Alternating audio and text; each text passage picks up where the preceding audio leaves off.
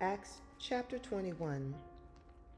After we had torn ourselves away from the Ephesian elders, we set sail and made a straight run to coast. The next day we went to Rhodes, and from there to Patara. On finding a ship that was crossing over to Phoenicia, we embarked and set sail. After sighting Cyprus, we passed it on the left, sailed to Syria, and landed at Zor, because that was where the ship was unloading its cargo. Having searched out the Talmudim there, we remained for a week. Guided by the Spirit, they told Shaul not to go up to Jerusalem, but when the week was over, we left to continue our journey. All of them, with their wives and children, accompanied us until we were outside the town. Kneeling on the beach and praying, we said goodbye to each other. Then we boarded the ship, and they returned home. When the voyage from Zor was over, we arrived at Ptolemais. There we greeted the brothers and stayed with them overnight. The following day, we left and came to Caesarea, where we went to the home of Philip, the proclaimer of the good news, one of the 7, and stayed with him. He had 4 unmarried daughters with the gift of prophecy. While we were staying there, a prophet named Agav came down from Yehudah to visit us. He took Shaul's belt, tied up his own hands and feet, and said, "Here is what the Ruach HaKodesh says. The man who owns this belt, the Judeans in Jerusalem, will tie him up just like this and hand him over to the Goyim." When we heard this, both we and the people there begged him not to go up to Jerusalem.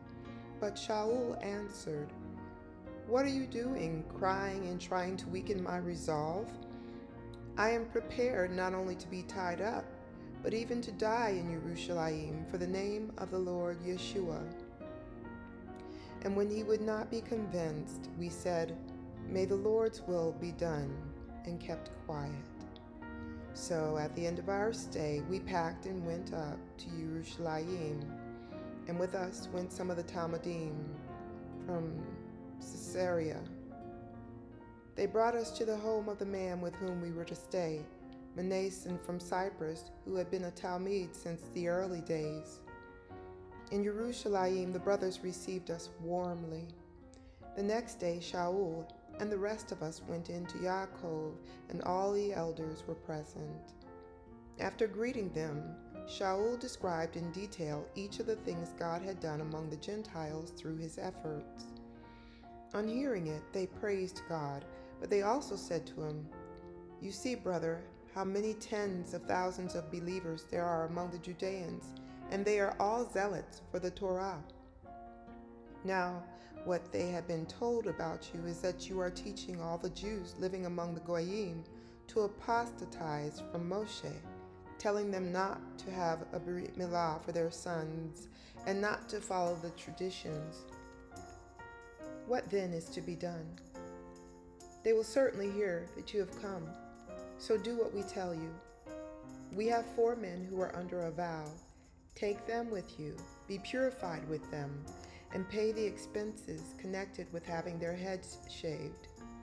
Then everyone will know that there is nothing to these rumors which they have heard about you, but that, on the contrary, you yourself stay in line and keep the Torah." However, in regard to the Goyim who have come to trust in Yeshua, we all joined in writing them a letter with our decision that they should abstain from what had been sacrificed to idols, from blood, from what is strangled, and from fornication.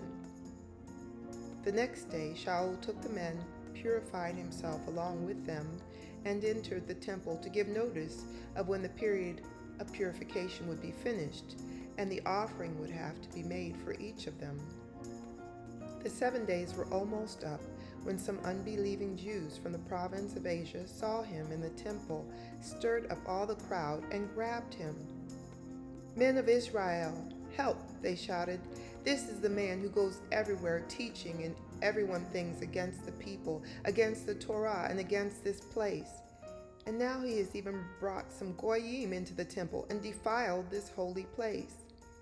They had previously seen Trophimus from Ephesus in the city with him and assumed that Shaul had brought him into the temple.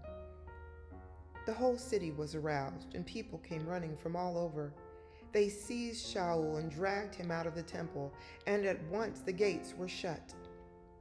But while they were attempting to kill him, word reached the commander of the Roman battalion that all Yerushalayim was in turmoil. Immediately he took officers and soldiers and charged down upon them. As soon as they saw the commander, they quit beating Shaul.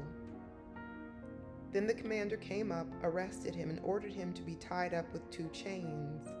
He asked who he was and what he had done. Everyone in the crowd shouted something different, so since he couldn't find out what had happened because of the uproar, he ordered him brought to the barracks. When Shaul got to the steps, he actually had to be carried by the soldiers because the mob was so wild. The crowd kept following and screaming, "Kill him!" As Shaul was about to be brought into the barracks, he said to the commander, "Is it all right if I say something to you?" The commander said, "You know Greek. Say, aren't you that Egyptian who tried to start a revolution a while back and led 4,000 armed terrorists out into the desert?" Shaul said, "I am a Jew from Tarsus in Cilicia, a citizen of an important city, and I ask your permission to let me speak to the people." Having received permission, Shaul stood on the steps and motioned with his hand to the people. When they finally became still, he addressed them in Hebrew.